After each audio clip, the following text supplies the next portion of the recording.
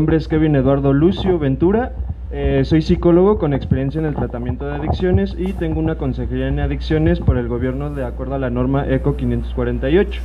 El día de hoy me invitan a mí con el tema ansiedad, depresión y alcoholismo. Debemos empezar a comprender que la parte de la ansiedad y la depresión en nuestra cultura mexicana está muy normalizada.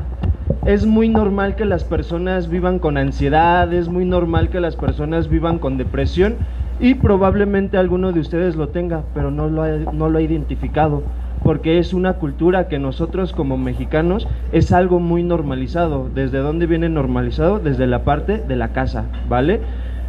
¿Ubican sus emociones básicas? ¿Saben cuáles son nuestras emociones básicas? ¿Han visto la película de Intensamente? Sí, es miedo, alegría, tristeza, enojo y desagrado. Esas son nuestras 5 emociones básicas. Vamos a empezar a hablar principalmente por la parte de la depresión. La depresión tiene que ver con un trastorno de la enfermedad, o es un trastorno mental en el cual trae sentimientos de tristeza profundos. Ojo, no porque yo me sienta triste significa que tenga depresión. Por ejemplo, la tristeza es una emoción básica que yo la puedo presentar. Un ejemplo, supongamos que ayer perdió el Cruz Azul y como yo le voy al Cruz Azul, entonces me voy a poner triste. ¿Sí me explico? Esa es una emoción. Ahora, la parte de la depresión tiene que ver con que es un trastorno y que la parte de la tristeza es un sentimiento persistente en el cual va a empezar a tener daños significativos en tu área social, laboral y principalmente interpersonal. Por ejemplo, muchas de las veces se le conoce como un episodio depresivo mayor a la parte en la cual no puedes dormir o duermes mucho, te duermes a las 10 de la noche y te levantas a las 3, 4 de la mañana, no puedes volver a conciliar el sueño, dejas de comer, empiezas a sentirte triste, empiezas a faltar al trabajo, empiezas a faltar a tu grupo. ¿Qué otra característica de la depresión se puede ver? Tiene que ver con una característica que vas a empezar a perder también el peso. Puedes perder peso o puedes incrementar la parte del peso. Entonces, la parte de la depresión, compañeros, tiene que ver con los sentimientos que son constantemente frecuentes. Mínimo debes de presentarlos 15 días consecutivos y que esos síntomas realmente tengan una alteración en tu persona o en tu funcionalidad. Ahora, vamos a hablar sobre la parte de la ansiedad. La parte de la ansiedad, al igual que es algo muy normalizado en nuestra cultura, la ansiedad tiene que ver con una preocupación y un miedo excesivo. Por ejemplo, también la ansiedad no es de que se normalice, pero el ser humano puede llegar a experimentar ciertos episodios de ansiedad durante su vida sin que tenga ansiedad. Por ejemplo, creo que aquí también hay personas no alcohólicas, ¿es correcto? También quiero suponer que hay personas que en su momento consumieron alguna droga, independientemente del alcohol y el tabaco, la piedra, el cristal, etc. Por ejemplo, las personas que son alcohólicas o que tienen el problema del alcoholismo y la drogadicción, antes de llegar a casa y se habían fumado todo o se habían acabado todo, pues una característica de la persona alcohólica es que va a empezar a mentir y va a empezar a justificar el por qué no lleva el dinero a la parte de la casa. Entonces, cuando entra la mentira, van a empezar a decir, bueno, esta semana digo que me asaltaron y pues ya, porque me lo fumé todo, ¿no?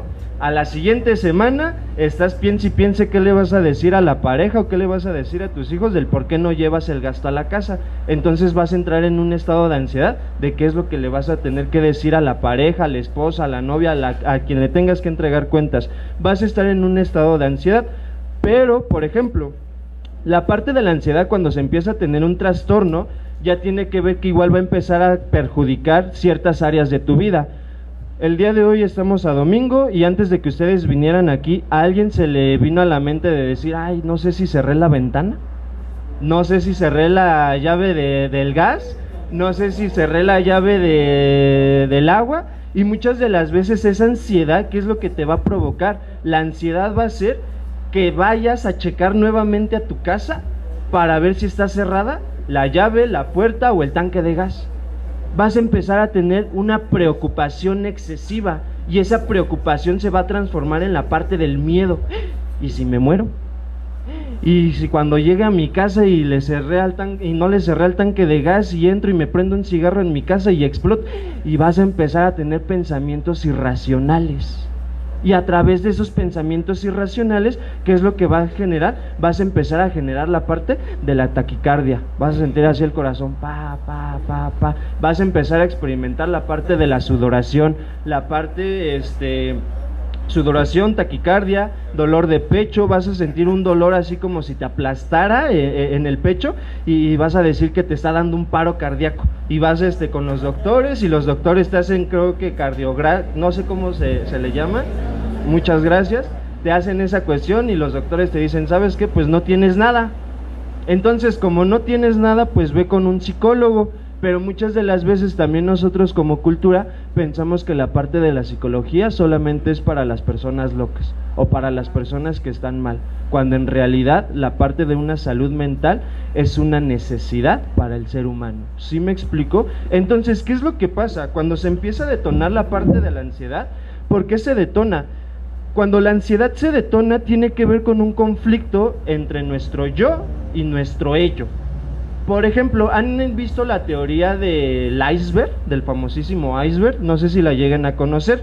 La teoría del famosísimo iceberg tiene que ver que en la parte de arriba, la punta, es la parte consciente que tú conoces o que todos nosotros conocemos de nosotros mismos.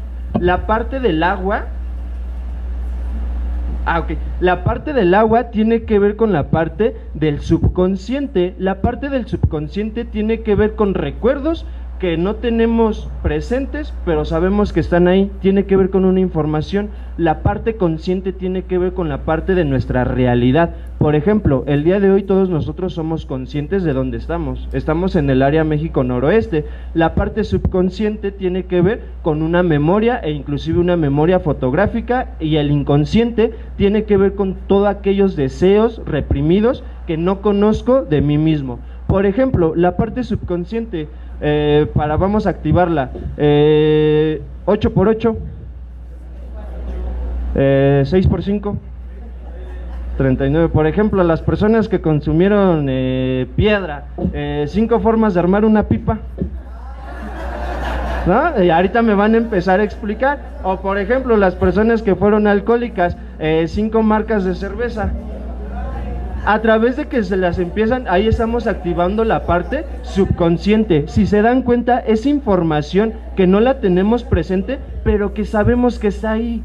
Al igual pasa con la parte inconsciente. La parte inconsciente tiene que ver con todo aquello que no conozco de mí. Carl Gustav Jung, que también fue un psicólogo, que también influyó para el programa de Alcohólicos Anónimos, tiene una frase que dice: hasta que el inconsciente no se haga consciente, el subconsciente dirigirá tu vida y tú le llamarás destino. Muchas de las veces pensamos que el problema del alcoholismo, tiene que ver porque ya fue heredado, porque mi padre fue alcohólico, porque mi madre fue alcohólica, porque vengo de generaciones alcohólicas, entonces pues mi destino también va a ser alcohólico. Cuando muchas de las veces tiene que ver con que nosotros llega un punto en el cual tomamos una decisión, independientemente de tus síntomas más profundos, sí, que tiene que ver principalmente en la parte de tu infancia, pero al final del día nosotros tomamos una decisión, decisiones que muchas de las veces nos han llevado a tocar un fondo de sufrimiento, de acuerdo a lo que dice su literatura de AA.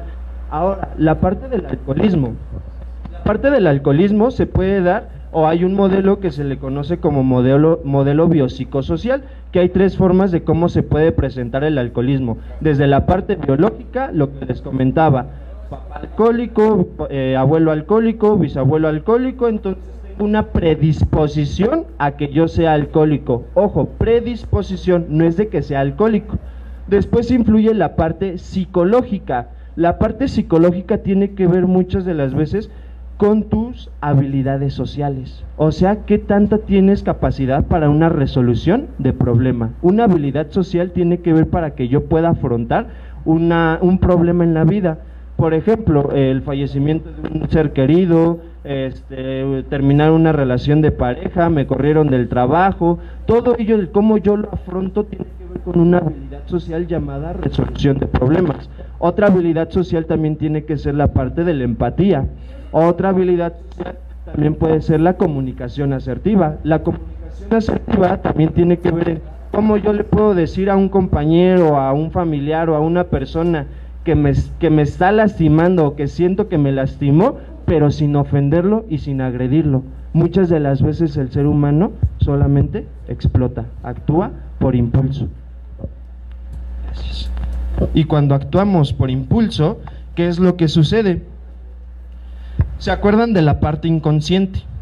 La parte inconsciente tiene que ver que nosotros actuamos muchas de las veces por impulso. Entonces, la parte inconsciente tiene que ver con un deseo reprimido, o sea, una pulsión.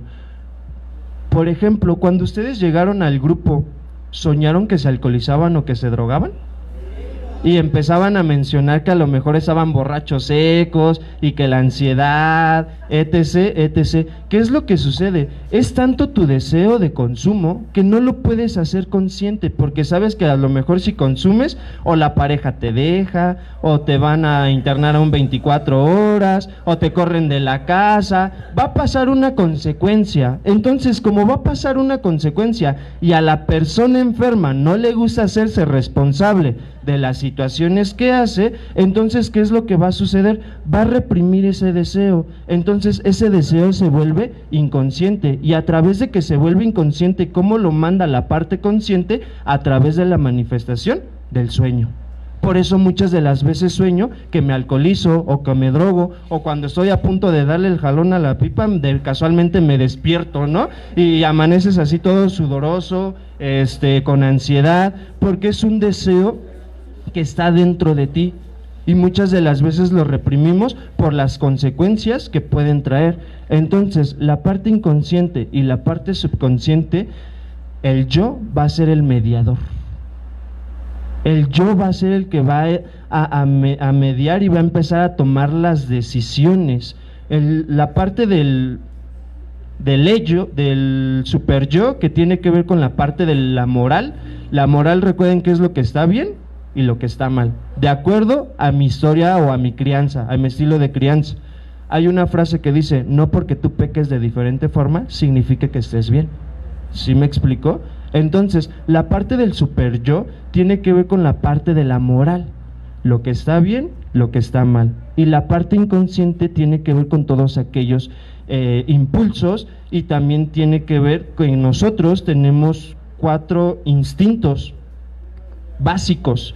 Estos 4 instintos, uno es la parte de la sexualidad o la parte reproducción. De acuerdo a la teoría de Charles Darwin, dice que el sentido del ser humano, pues literal solamente es crecer, desarrollar, nacer, desarrollar, reproducirnos y morirnos. Esa es de acuerdo a la teoría de Charles Darwin. Entonces, nuestro primer instinto para el ser humano tiene que ver con el instinto de la reproductividad.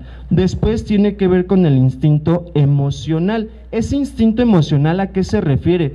Que muchas de las veces, por ejemplo, si el día de hoy hay una persona que por primera vez está pisando un grupo de alcohólicos anónimos, va a llegar un punto de tu vida que tú vas a decidir cambiar. Va a llegar un punto de tu vida que vas a decir: basta, ya no puedo. Y eso es lo que ustedes le conocen como el fondo de sufrimiento. Que el fondo de sufrimiento, recuerden, que no tiene que ser que se deben de quedar en la calle, o que deben de perder a la familia, o que deben de perder algo significativo. No, el fondo de sufrimiento también tiene que ser desde la parte emocional. Va a llegar un punto en el cual tu vida vas a decir: ya me cansé. Y a través de que ya me cansé, vas a actuar de acuerdo a ese instinto. Después, el otro instinto tiene que ver con el instinto del cuidado. Cuando empieza a reproducir este instinto, por ejemplo, los que son padres, algunos generan ese instinto de protección, de cuidado, de protegerlos, de que estén bien. Ojo, no con la parte sobreprotectora, son 2 cosas completamente diferentes. Una parte es la protección y otra parte es la sobreprotección. Entonces, la protección tiene que ver que me voy a hacer cargo de las necesidades de mi hijo, de recién nacido. ¿Por qué? Cuando un recién nacido, cuando llora, ¿qué pasa? ¿Qué necesita? A comer. O porque come, o porque tiene hambre, o porque se hizo del baño, o porque tiene sueño. Entonces el niño, el bebé, el recién nacido, es un claro ejemplo de nuestro instinto, de la parte del hecho, que el hecho se rige por el puro instinto, por el puro deseo. Es lo mismo que muchas de las veces pasa con el ser humano. Nos queremos regir por el puro ello, por el puro instinto, por el puro placer, porque recuerden que el alcohol también me genera algo llamado dopamina, y la dopamina me da placer, y hay estudios en el cual el alcoholismo también genera la parte de la depresión. Entonces imagínate, algo dentro de psicología clínica se le conoce como patología dual. ¿Qué es la patología dual? La patología dual tiene que ver que traemos dos enfermedades. Una, traemos la enfermedad del alcoholismo, y otra, se puede traer la enfermedad de la depresión o de la ansiedad, pero no sabemos cuál se detonó primero. A lo mejor tú ya eras depresivo antes de consumir alcohol y por eso lo consumiste. O a lo mejor a través del alcohol te volviste una persona depresiva. Entonces se le conoce como una patología dual. Ahora, ¿cuáles son las consecuencias de que no nos tratemos estas enfermedades? Una, independientemente del alcoholismo, pues sabemos que es una enfermedad trifásica, que es progresiva, incurable y mortal, o sea que nunca vamos a ser bebedores sociales. A pesar de los años que tengas, a pesar de los meses que tengas, tu enfermedad del día de hoy solamente está pausada. Es lo único que está pasando con la enfermedad, está pausada, el alcoholismo. A través de que tú vuelvas a consumir, lo único que va a hacer es que tu enfermedad va a crecer. Si el día de hoy, antes de que tú llegaras, tu enfermedad se encontraba en el nivel 5, cuando tú vuelvas a tener una recaída o vuelvas a consumir, lo único que va a hacer es de que va a incrementar tu enfermedad. Entonces, ya perdí el hilo. Entonces, estábamos hablando de la parte del alcoholismo, ya se me fue el hilo. Una disculpa. Estábamos en la parte de los instintos. Entonces, el niño se rige a través del puro ello, a través del puro instinto. Entonces, ¿cuáles son las consecuencias de que no nos tratemos, de que no nos tratemos esas enfermedades? El alcoholismo es progresivo, incurable y mortal, pero ¿qué es lo que pasa con la parte de la depresión y qué es lo que pasa con la parte de la ansiedad? La parte de la ansiedad se puede volver neurosis. Por eso dicen que cuando una persona alcohólica o una persona enferma, cuando deja de consumir, lo único que le detona es la parte de la neurosis. Pero la neurosis sí tiene que ver con una inestabilidad emocional, pero también las personas que no son alcohólicas, todos tenemos neurosis o todos somos neuróticos hasta cierto punto, nada más que unos están más neuróticos que otros. ¿Sí me explico? Ahora, ¿qué es lo que sucede con la parte neurótica? Porque la parte neurótica tiene que ver con la parte de la ansiedad, se puede detonar por la parte de la ansiedad. La neurosis tiene que ver con una inestabilidad emocional. Pero hay tres tipos de neurosis. Está la neurosis obsesiva, la neurosis fóbica y la neurosis histérica. La neurosis obsesiva se le conoce en psicología también como trastorno obsesivo compulsivo, que es lo mismo que es la parte de la enfermedad. Obsesivo, pensamiento; compulsivo, comportamiento. Entonces, por ejemplo, retomando el ejemplo que les mencionaba hace rato de las llaves, vamos a tomar otro ejemplo de la limpieza. A lo mejor te has dado cuenta que cada vez que tú te sientes mal haces limpieza profunda. ¿O te has dado cuenta que cada vez que te enojas con la pareja o que tienes un problema en el trabajo, lavas el baño y le echas como 3 litros de cloro? ¿O estás muy obsesionado en la cual constantemente te quieres lavar las manos 3 veces diarias? Por ejemplo, esta parte que pasó del COVID. ¿Cuántas personas no generaron este trastorno obsesivo compulsivo en el cual no te querían ni dar la mano? En el cual antes de tocar cualquier cosa, agarraban una toallita, se limpiaban, se echaban gel, se echaban desinfectante y ahora sí podían tomarlo.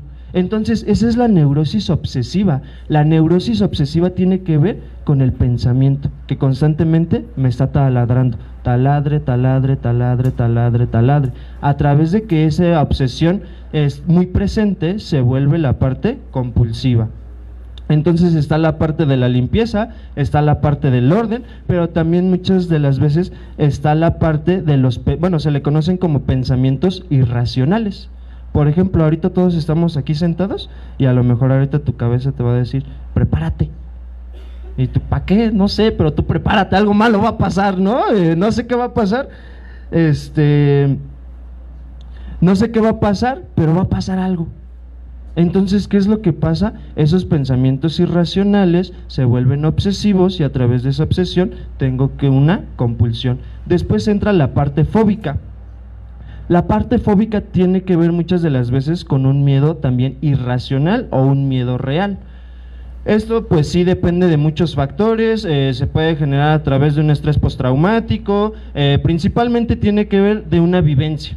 Pero hay un libro que yo les quiero recomendar, nada más que se me olvidó el autor, ahorita se los doy terminando, se llama Este dolor no es mío. No me acuerdo del autor, pero se llama Este dolor no es mío. En ese libro hay una frase que a mí me encantó bastante, que dice, hay emociones que viven dentro de ti, pero no provienen de ti. Muchas de las veces los patrones, los problemas que nosotros traemos no son de nosotros, son pasadas, solamente que lo vamos repitiendo, y no solamente con el alcohol y la droga, no solamente con el alcohol y la droga. Entonces la neurosis obsesiva, la neurosis fóbica tiene que ver a través de un miedo. Ese miedo tiene que ver por alguna experiencia principalmente traumática. No te da miedo las arañas nada más porque sí, no te da miedo las alturas nada más porque sí. Hay una experiencia pasada, y si no hay una experiencia, tiene que ver porque a lo mejor tuviste algún familiar que le pasó algo, o inclusive tu mamá, que muchas de las veces te quiere controlar o te quiere sobreproteger y te dice, no, ¿para qué te vas a rentar? Mejor quédate aquí conmigo, ¿sí me explico? Entonces tiene que ver a través de la fobia. Y por último, la parte histérica. La parte histérica también se refiere, o al menos en una teoría psicoanalítica, Sigmund Freud, que es el padre del psicoanálisis, lo refería mucho a la parte sexual. Por ejemplo, ¿sabían por qué fueron creados los vibradores? ¿No? Ok. Dentro de psicología o la carrera de la psicología hay un chiste que entre psicólogos, principalmente hacia con chicas, se les decía que les íbamos a dar el mejor tratamiento contra la histeria. ¿Por qué se refiere esto? La parte de la histeria, lo que el día de hoy conocemos como ansiedad y como depresión, antes no tenía nombre. Antes no tenía nombre. Entonces era una enfermedad psicosomática. Entonces, como era una enfermedad psicosomática y no había un medicamento o algo para que se le quitara la ansiedad o se le quitara la depresión, entonces el doctor empieza a través de la masturbación hacia con las mujeres. Entonces llega un punto en el cual la parte de las mujeres, era tanta la demanda de mujeres histéricas, que a través de la mujer histérica llegaban a los hospitales y los doctores pues les daban el tratamiento contra la histeria, que era la parte de la masturbación, y fue tanta la demanda de mujeres que los doctores terminaban con los dedos todos acalambrados. Entonces, a través de que terminaban con los dedos todos acalambrados, fue cuando empezaron a crear la parte del vibrador, solamente que por cultura es un tabú, hasta la fecha del día de hoy. ¿Sí me explico? Entonces tiene que ver con la parte histérica. La verdad es de que la ansiedad, la depresión y el alcoholismo nos da para hablar de otras enfermedades, pero pues al menos esta es mi participación. No sé si alguien tiene alguna duda o alguna pregunta, si todavía nos queda tiempo. Al final, ok. Entonces sería todo de mi parte y muchísimas gracias.